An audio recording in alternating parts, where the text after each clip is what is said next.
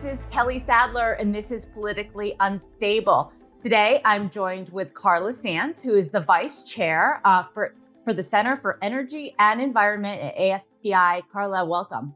Hey, thank you, Kelly. Great to talk to you. Great to talk to you as well. So you had a column in the Washington Times that was focused on, Biden's energy policy, basically, his Green New Deal and how that's affecting the agriculture sector. Can you kind of elaborate on exactly what the ramifications are, basically halting most, energy development in this country? We know that the Biden administration's policies have been really devastating to our American farmers across the country. And why is that exactly? Because when you think of, the oil and gas sectors have been hit, these major corporations have been hit, but like America's farmers, it doesn't necessarily make sense. Can you kind of elaborate as to how exactly this trickle down is affecting our farmers? Sure. It's an assault on many levels. First of all, there's unbelievable regulations coming out of the Biden administration that are over-regulating our farmers and really all of our industry and manufacturing. A lot of the regulations around control of energy, particulate matter, all of these things affect our farmers, along with the skyrocketing costs of fertilizer, fuel. They use a lot of diesel on farms. And then the cost also of transportation of the food stuff. And it's really affecting our consumers. And not just the energy and the regulatory, but also the bureaucratic overreach on our farmers, where if they invest in a multi-million-dollar, say, chicken processing machine that has to run at a certain speed to actually be profitable and pay back that loan, the government bureaucrats may come in and say, oh, no, you have to ratchet that down to 50% lower and slower, and then they're at a loss. So, I mean, this is reflected in the cost that we're seeing at the grocery stores, right? Because every day, inflation in the economy is the number one concern for most voters, and you see that the most when you go into the grocery store and you pick up, produce or fresh vegetables or whatnot, and the prices are skyrocketing. This is because the costs on our farmers, on our producers, is increasing because of the energy policy, correct? It is correct. But so for instance, when we go to the grocery store now, prices are about 20% higher than they were when Biden came into office. And I don't know many people that have gotten a 20% raise. So we're falling behind. And our working folks actually are really struggling to pay for their groceries. I think that in Tennessee, for instance, as a state, 40% of their land is agriculture land, but 40% of the Tennesseans under President Biden's policies are actually struggling. They're having food insecurity in America, the land of prosperity. So we really need to have pro-American policies and pro-farmers and food and energy policies that protect us, but also allow us to thrive and prosper. So, it's an election year. Donald Trump is the presumptive Republican nominee. What kind of needs to be done on a day one in a Republican administration to kind of reverse what Biden has implemented in his 4 years? That's a great question, Kelly. So as a matter of fact, at America First Policy Institute, we're preparing executive orders for a potential conservative administration because we know that on day one, Joe Biden did things like kill the Keystone XL pipeline, which provided about 11,000 good paying jobs and was actually moving energy in the cleanest and cheapest way possible, a pipeline. So we want to get back to common sense policies where, like under President Trump, his administration removed two regulations for every new regulation. It was actually better than any president in the history of our country as far as deregulating in a common sense way, still protecting the American people. But Kelly, I also want to talk about the energy under the ground that many farmers have. For instance, in my home state of Pennsylvania, they have energy rights so that they can sell those to big energy companies, small energy companies, and actually profit and be able to turn their farms from losing money to being profitable and maybe be able to afford to paint their barn or buy their seed and not on credit.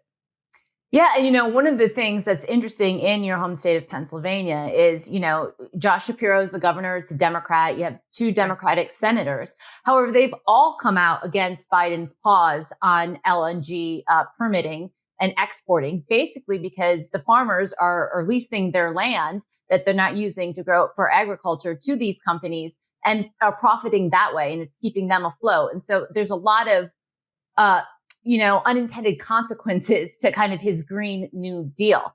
Can you talk a little bit about the LNG pause? I know that Jennifer Granholm was at a conference in Houston this week, and she actually got booed because of everyone at this energy conference really is diametrically opposed to this pause on LNG, not only because it affects our farmers and our agriculture sector, but also because it emboldens Russia to increase their exports. Sure. Just a couple of facts just about Pennsylvania, if I could. Yeah. In Pennsylvania, our agriculture industry is actually our largest industry, our largest economic driver in the state. It was over $81 billion to the coffers of the state just 2 years ago. And if you drive along the New York-Pennsylvania border, because New York doesn't allow fracking and Pennsylvania does, New York farms would be kind of very, they would be squeaking by or losing money, where Pennsylvania farms, because they could sell those mineral rights under the ground of their farms, they were able to prosper. And you could see a motorhome or a fishing boat in the driveway. So you could really see the haves and have-nots because of the benefits of things like domestic energy production. But to your point about the pause on LNG, I recently met with folks from the German embassy and the German consulate, and we talked about that because they count on America for about 10% of their natural gas now. And they're really worried about this pause and how it's going to affect them. But other European countries are also terrified because they have to get their energy somewhere. And for instance, in the US, about 80% of our energy comes from hydrocarbons, from the ground, and we harvest it, we refine it, and we move it the cleanest in the world right here in the United States. We really want to increase our domestic energy production so we're not beholden to adversaries. And then we want to be able to sell it to our allies. And it helps for us in our, I would call it, projecting power if we're able to sell energy to our allies and they're not having to scramble and go back to Russia or to Iran or Venezuela for energy. Or Saudis. I mean, we really want to be able to sell our own energy, gas and oil.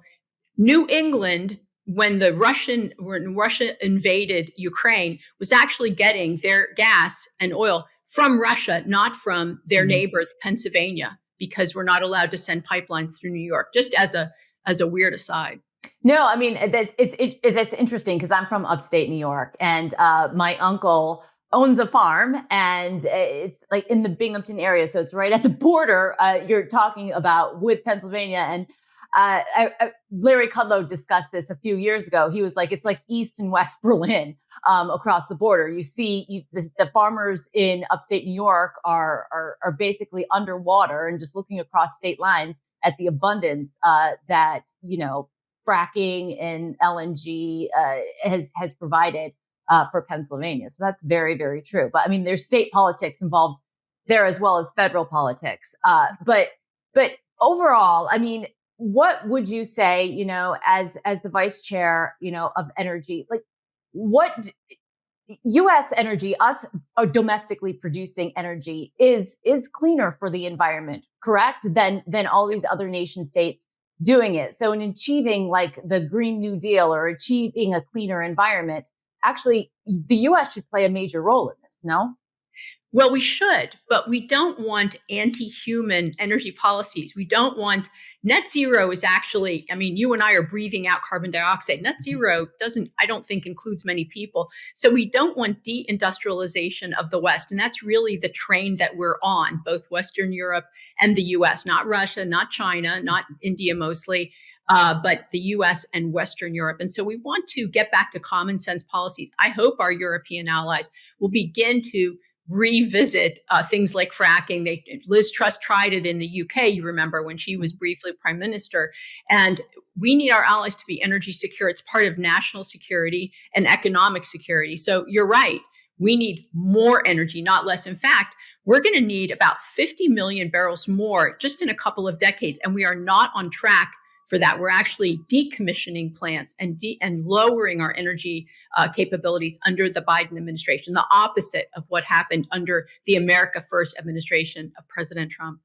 No, in terms of investment for these major companies, I mean, this plays a lot on. I mean, they don't invest year to year. I mean, building the facilities needed to create this energy takes billions of dollars. They have to get loans. There has to, and they want basically they're taking a bet and they want to be able to produce. Under the Biden administration has basically shut them down. Do you see investment in this industry ramping back up under a Trump administration, or is it going to be very difficult for to kind of reverse the effects of what Biden has done to cool off the market?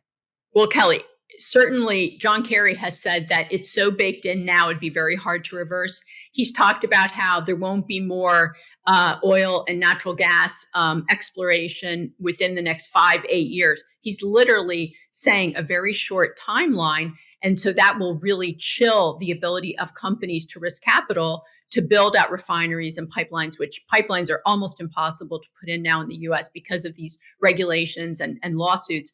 So I think that we can change it, but companies need certainty so that they can risk their capital and grow. How can we do that? There's going to have to be a plan, and I think it's going to have to get bipartisan support where we actually acknowledge, yeah, we need a common sense energy policy. We're going to be using clean, renewable American hydrocarbons for decades more. And we don't know how we're going to power our country in 40 years. We don't know. Mm-hmm. We're so innovative in the United States. So we really do need a great America First agenda that brings us back to energy independence, and then energy dominance is what President Trump is saying. And he is going to be the GOP nominee. So I'm behind that policy of achieving American energy dominance and lowering the costs for everyday people. Well, I mean, that is so important. And I just remember 4 years ago, going to fill up my tank at the gas station was a lot less expensive, like $2 a gallon, right? $2.33, yeah. I think it was. And now look at it under Joe Biden. It's changed dramatically because he's been stifling the oil and gas industry and causing, all of us consumers to pay more, both at the gas pump and at the grocery store. Well, Carla, thank you so much for your time. I really appreciate it. And for all of our viewers out there, please go and check out her column at thewashingtontimes.com. Appreciate your time, Carla.